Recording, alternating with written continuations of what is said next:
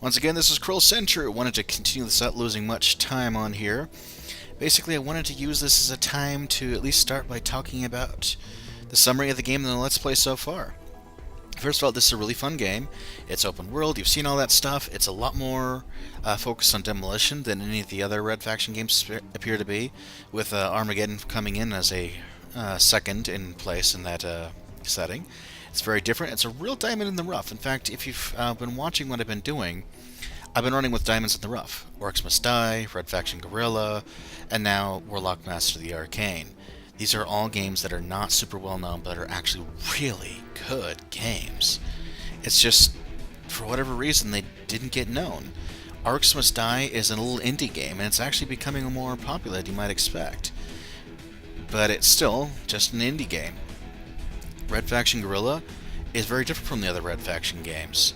It definitely harkens back to them, but at the same time, it is not the same game, and that's part of why you're not going to see people even noticing it, is they're expecting something to get something completely different from what they're anticipating.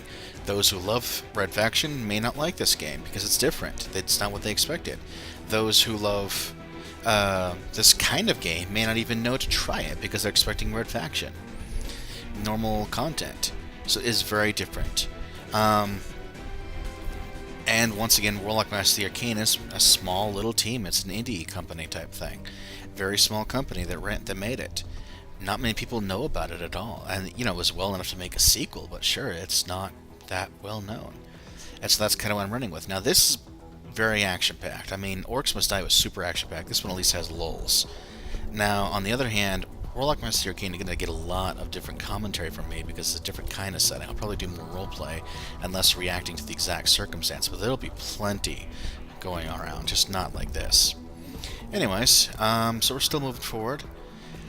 And this is definitely a really fun game. The Let's Play, I think I'm really learning a lot. I'm definitely growing as a Let's Player. I'm learning mostly about, sure, I'm getting into my hang of things, how do I do my own version of a commentary, but I'm also learning more and more about how to handle things like the audio troubles we had. Here's something I may not have known.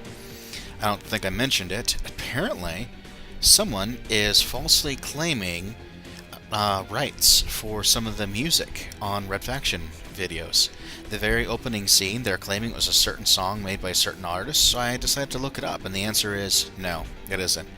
So I put in a little thing that says, yes, this is copyrighted by someone, but they're not actually saying that I can't use it. The people who are claiming to own it do not own it, and so it's actually been approved thus far, at least, to go through, so you guys can still see the video. But, no, seriously, I don't know why people would try to falsely claim music that's not theirs. I know there's a lot of copyright issues, but this is just a game. And, well, people are just gonna be jerks, I guess. Anyways, that being said, aside from that, it's been really good, and I think I remember someone else mentioning the same thing in their own Red Faction Guerrilla videos, so it looks like it isn't just me. Just someone going around doing that. Guerrilla babies, I have no idea what that even means. Yeah, I don't know if it means people who were born during this or what, but, from the families. I mean, as you can see, this is a long, long list of people. Anyways, this is definitely a really fun game. I'm glad that people made it. I hope you've all been enjoying it. I've been able to have a little bit of fun with the chaos and mayhem. We've had a few dull moments where we're running through mostly wasteland type areas, but it's not too bad. And I'm going to try to wrap things up. I may not get everything, but I'm going to see what I can do. And hopefully we'll be able to have some fun along the way. I'll probably be running those in separate videos, but on the other hand, when we finish it up, I'm probably going to run a quick version of the DLC, just not as thorough as I'm doing in this particular gameplay, because I don't like the downloadable content as much. It's just not the same thing to me. You don't have the ability to run around and sneak up on the enemy or anything like that, drive around, pick a target. It's just very different. But that's okay. Every game's different, Every setting's different. They're trying something new. And hey, it wasn't bad. If you're ever interested, multiplayer is still around. It's not that lively, but it's definitely here. Steam definitely boosted up. It was completely dead before because it wasn't set up well as far as the matchmaking services, and now it's actually much better. They fixed a lot of problems. So now there's a better opportunity to be able to actually get in and meet people with the Steam edition, if you're going to do that. So that can help you out if you're of interest in playing multiplayer. There are definitely some differences. You'll make more use of Constructor for specific gameplay types. You don't choose what weapons you get. You kind of just start with some basics as predetermined by various options, and then from there you move on and just pick up whatever you can find. You can find some nice stuff, including like a thermal barrack rocket launcher, but there are no upgrades for anything. So, like for example, if you're used to using the grinder with its explosive grinder blades, like I am, it's not there. In fact, you also have the slower wind-up time, but dang, that thing hits hard when it hits. You can kill a person in one shot with a headshot with that thing. Not that that's going to happen very often, but you could still hit them really hard with even one hit. So that's something to keep in mind. I still got a lot of fun stuff. I even caught one guy once in a singularity blast. It was funny. I basically tricked him with it. Dropped it, and when he was running after me, I stopped to start fighting him to get him to pause, and he didn't realize it was there until it was too late and couldn't run and get away. It's fun times you can do with it. But I'm not as much into competitive gameplay as most people are. So probably not even going to show that stuff. There are some other options you can do in here, like things where you just have a limited amount of time to just blow everything up as fast as possible, try to get certain scores. Things like destroy certain types of barrels and all that kind of fun stuff, but I'm not interested. So I'm probably not going to show those. Maybe someone else out there will have it on there. Particular Let's Play of Red Faction Guerrilla, but still, a lot going on here. As you can see, the list of people on here is absolutely gigantic. So, what the heck? I'll take a time to be able to explain something about this. Because people are spending so much money paying this many people to be able to make a game, it's actually costing like hundreds of millions of dollars, at least tens of millions, for any game of this quality, this high, what they're calling AAA quality game. And if it doesn't sell like a AAA game, like say like Skyrim does, that's a financial failure because it's costing so much money. And so, because of that, you've got a lot of smaller companies breaking out in the indie fields. Like, for example, the ones that made games like Warframe, Orcs Must Die, and, well, I was going to say Warlock Master Arcane. Sorry, I just blanked it for a second, like I always do.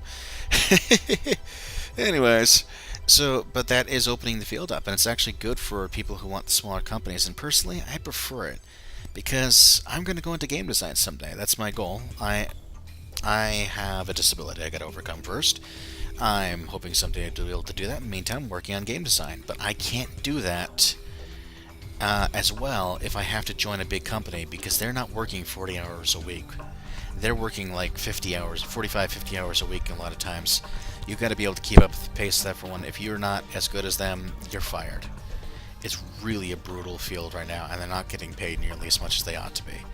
Meanwhile, the smaller companies are much more respectful, much more friendly as a whole. Not everyone, you know, every company is different, but you're much more likely to be able to get things worked out and not have stupid stuff like your company gets shut down because it's a subsidiary of another company and they just decided you're of no use, and now you just lost your job out of nowhere. And that's happening a lot too, and the company's going under, all that kind of stuff. So you got to watch out in this field. So I'm hoping the indie side will be a little bit more stable, but we'll see where things go in the future. Never know. Dang, this thing is a long term.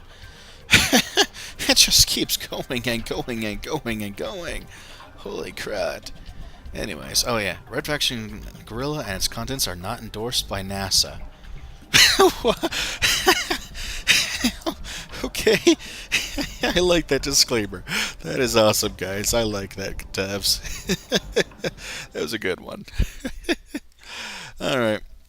Looks like we get to load up the actual game, which is what I've actually been waiting for. Of course, I'm going to have to wrap things up soon anyways. You see, now insane difficulty mode, or sane mode unlocked. Difficulty setting can now be set to insane. And, unfinished guerrilla actions can now be played. Difficulty levels for EDF, assaults, and guerrilla raids have been increased. So if you missed something, like one of the actual missions, you wanted to go do it, but you missed it, it's upped to the level you should be at this point, like EOS level. But at the same time, at least you can redo it. If you just want to, just have fun. Speaking of which, I'm gonna go for demolitions. Seriously. Okay, what do I want? Okay, thermal barracks, duh. It's always fun. I like that gun. Actually, got an idea. Where is it? I must have missed it. I think I went around past. Yeah, I did. There we go. That'll be a decent overall setup. Alright, so I'm kind of wasting a little bit of time because I wanted to hit the 10-minute mark. We've had some long videos here. Sorry about that. We're going to have a little bit of a shorter one, but I wanted to go up and show you We have, for example, a transporter mission up here. I think I spotted a green glowy right behind one of these main areas. There's another transporter over here. There's also quite a few missions that are basically going to come out of nowhere. And you may notice things like heavy metal is up here, but it's gray because we've completed it once.